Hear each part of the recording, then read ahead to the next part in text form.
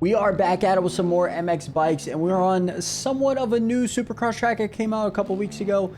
First time I've actually tried playing it, but it is created by Aiden96, aka the Supercross champion. I think that's just like a few years ago, honestly, not too long ago. But honestly, in my opinion, his first ever track is a banger. Like, I actually feel like it's really good. I'm gonna kick out of that. Yeah, I just wanted to give a couple notes on the track per se. Like, I thought the spacing was really good, especially with the updated OEMs. Like, even though like most of the rhythm sections are huge and massive, it actually flows pretty well. Also, I thought the environment, I think he did a great job with the environment, dude. In like a downtown environment, I think it's actually really cool. I don't have all of it, dude. Look at that skyscrapers, holy crap. I was watching a little bit on Kazi's stream, and it looked really good for racing. I haven't raced on it yet per se, but just from watching like streams, it looked pretty good. So I think Aiden did an awesome job for his first ever track. Thank you guys so much for the love on yesterday's video. You guys popped off, man. So I really do appreciate that. I appreciate all the comments as well. We got a few of them, which I want to kind of discuss a little bit. So shout to the boy, Jeremy Sullivan. He's been playing a little bit. He's been playing with the OEMs just recently. And he's found that the KX is his favorite bike so far, kind of just like stock, and he's been tweaking it here and there. Maybe I got to try it. I honestly haven't tried too much of the Kawasaki just yet. I've only really tried like the Husky as well as the Suzuki for 450, as well as like a little bit of the Yamaha, which I said in yesterday's video. But I definitely got to try out the Kawasaki if he's saying it's pretty good.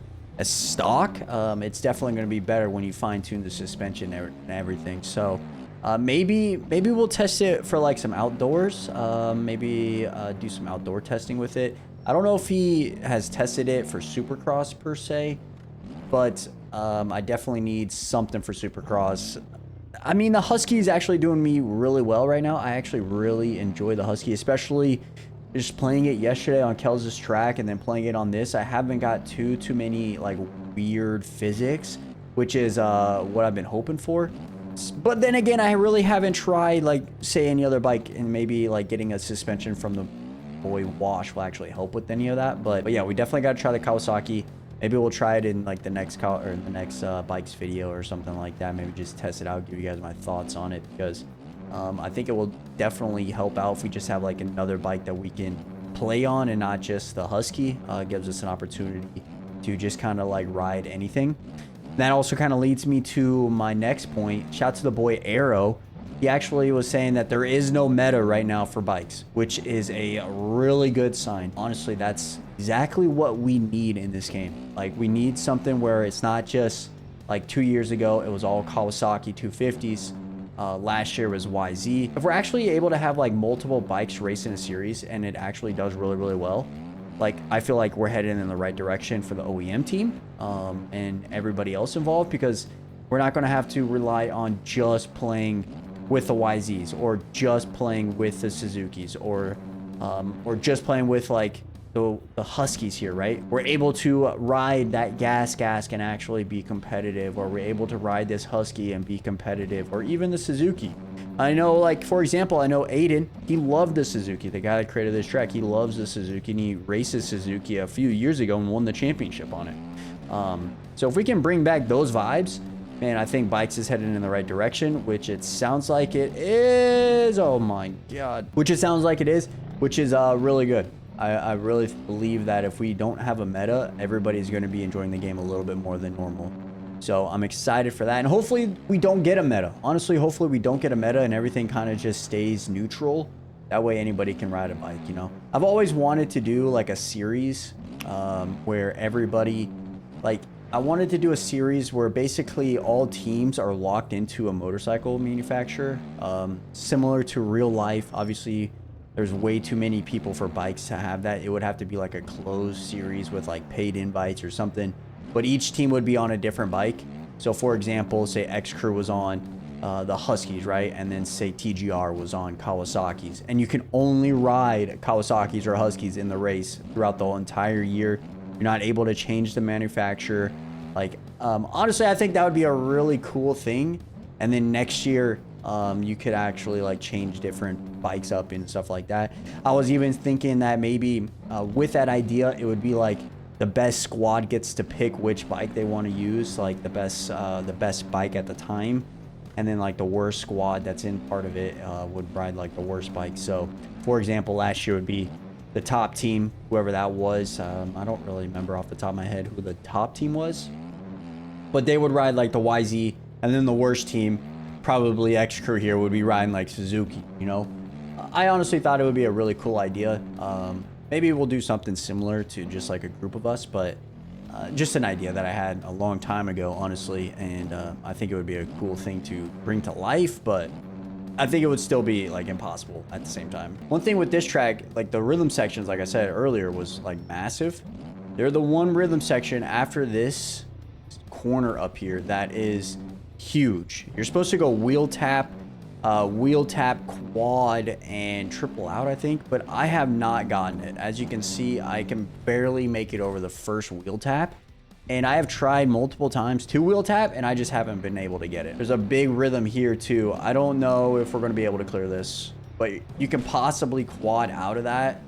I technically landed it, but you can possibly quad out of that, but I don't know if anybody's actually doing that like consistently. Maybe they are, maybe I'm just dog shit. But as you guys know, man, I'm a Call of Duty guy at heart. I love me some Call of Duty. I haven't been playing it honestly as much recently. I really kind of just like fell out of touch with it with the MW2 as well as like Warzone 2. Kind of just fell out of touch. It hasn't been really my forte to go play it. It just hasn't been fun. Honestly, the game just has not been fun. I'm gonna case the crap out of that. However, with that being said, I tried a wheel tap. I don't even know how you're supposed to wheel tap in this game. I'm gonna get this real quick.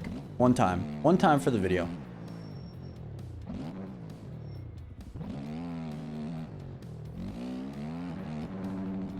Oh my god, we got it. Holy crap, I called it. Get over that one. Okay, that's the rhythm. That is the rhythm, what you're supposed to be doing. That might be the toughest rhythm in MX bikes right now, just because of the wheel tap. Everything else is pretty simple, but if you can't get that wheel tap, it's really hard to get the quad on top of the table. Really, really hard. Okay, what I was saying though is Call of Duty, man. I love Call of Duty. I've been playing Call of Duty since Call of Duty 4, Call of Duty World at War, Call of Duty MW2, 2009, not 2019 bullshit. 2009. So I've been playing for a minute, like COD 2007. I mean, 2008 we started playing Call of Duty, right? So I'm an OG, you know, and I just haven't been playing much recently because the game hasn't just been fun for me. Multiplayer hasn't been fun. Warzone hasn't been fun. So as you guys know, we've been playing a lot of different other games, which has been fun. It has been a little bit funner for me compared to Call of Duty. But at the end of the day, I'm still going to be testing it out, the new game, the new beta, which brings me to what I want to talk about today is can I quad? Oh my god, you might be able to do that as well. I did not know you were going to be able to do that. I was in second gear. Maybe if I was in third, it would have worked. We played the beta so far. I played it for, I would say, like 4 hours. I was looking at the time zone here. We played it for like 4 hours today. I have like 11 things on my list here that I want to talk about regarding this. Okay, first things first. The movement, it feels way better. It doesn't feel like Call of Duty 2019 movement, which I think personally is probably the best movement that we had. It doesn't feel as fluid as that, but it does feel better than MW2 from last year. It does feel like it is getting closer to the 2019 feel, but it's just not there in my opinion. But overall, if you had to compare from last year to this year, it's definitely better. It's 100% better. The UI, if you guys are playing Call of Duty, if you guys have played MW2, if you guys have played Warzone 2, the UI is absolutely dog shit. I just absolutely hate it. I think it's the worst UI I've ever seen in my life. Everybody calls it the Hulu UI, which is basically like the tabs. I'm not a big fan of it at all. I'm not a big fan of the gunsmith aspect of it either. Like, I feel like we're clicking way too many buttons just to go do something. Just overall, I miss the old UI. I miss even like the older UIs where it was just like find a match, create a class, barracks, stuff like that. I miss that type of UI. Now it's just I don't think it's in a good place. I really don't. I do think that they could make some changes to that. I really do, but at the end of the day, they're never going to do that. And it's just an upgrade from MW2. So they're definitely not going to do that. Okay, next thing I have is TTK. I actually really like the TTK where it's at in this beta. Although some of my shots feel like pebbles, it is better than the 2-bullet sprays that we always get from last year. I feel like you can actually outmaneuver, you can outplay someone, you can get multiple kills at a time. I just feel like you have a better shot at making more plays with the TTK how it is, compared to last year when it was like literally 1 bullet and you were dead. And this year it feels like it's like 5 bullets, sometimes even 6 bullets depending on your weapon. So I really enjoy the TTK where it's at. I hope they don't mess that up because I really do feel it is at a good spot. Next thing I have, the beta maps, Skid Row, Estate, what else is there? You have, man, that is so close to getting that. You have Skid Row, Estate, you also have High Rise, and then you have a couple of Ground War maps, Favela as well. I think the maps for the beta are dog shit. Skid Row is not my favorite. Favela is not my favorite as well.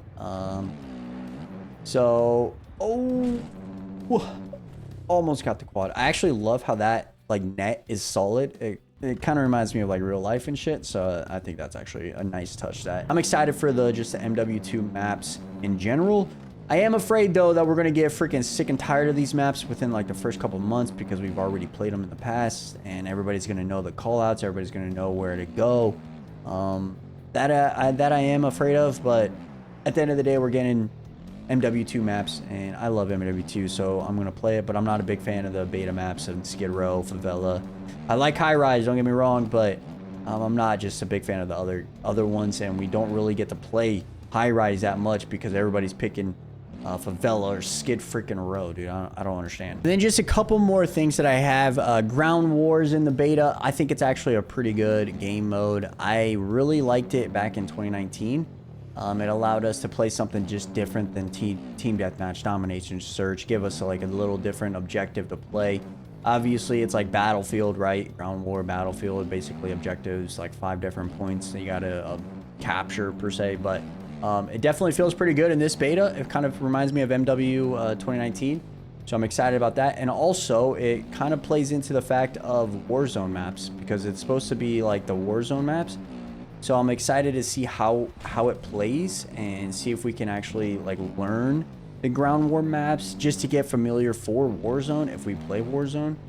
So that is an aspect that I am kind of looking forward to. All right, the last thing I have, just like my overall thoughts, is the beta does feel better than MW2, but is that really like something that we should be proud of? In my opinion, it's just a $70 DLC that we're getting for this game, because basically everything that should have been done in MW2, we're getting in MW3 and we got to pay 70 bucks for. Like they even promised that MW2 is a 2-year cycle and we shouldn't be getting like a paid Call of Duty for this year, and yet they lied to us. And now we got to pay $70 for an updated MW2. That's basically what we're getting, and it's kind of dog shit. I'm not happy that I got to spend money on it, but at the end of the day, I'm going to be spending money for it because I play Call of Duty every year, and they've been taking my money ever since, you know. But at the end of the day, I mean, the beta overall feels in the right direction. It feels like it's heading in the right direction. I don't get the urge though of like, okay, I gotta keep on playing it, you know. When you get like a game that's like, damn, I want to play this nonstop. I want to keep on playing this. I want to get better at it. I want to learn every in and out of it. Like, I don't get that for this beta. I'm hoping that maybe when the game drops, I get that feeling, but I don't have that urge for this Call of Duty. And maybe that's just because I've been let down in the past Call of Duties, or maybe I just hadn't had fun in the past Call of Duties, and maybe this Call of Duty doesn't give me that stimulant that I want. I'm hoping that maybe Treyarch's game comes out and it blows us away, but that's not till 2025, man. So we got to deal with this bullshit for next year, and hopefully we have fun with it. I'm hoping that we do, because the beta is a step in the right direction, but at the end of the day, it's just like a $70 DLC. That's literally what it is. Regardless, we're gonna play it over this weekend, have fun with it. Thank you guys so much for the love on yesterday's video. The day before's video, the Seto videos, man, those went crazy. So thank you guys so much for the love on those. I appreciate every single one of you guys commenting on these videos, liking these videos, sharing these videos, man. It means a lot to me. So I appreciate the kind words and everybody's comments and stuff like that. I appreciate the boy Davey for hitting me up and just complimenting the last couple of videos. I really do appreciate that. And yeah, we'll just continue with the grind, man. I don't know what we're going to be playing tomorrow, but just be on the lookout for another video around 4 Eastern, 1 o'clock Pacific, and kind of just go from there. So I appreciate you guys. Big shout out to the boy Aiden for making an awesome Supercross track. I think this place is awesome. So big shout out to the boy.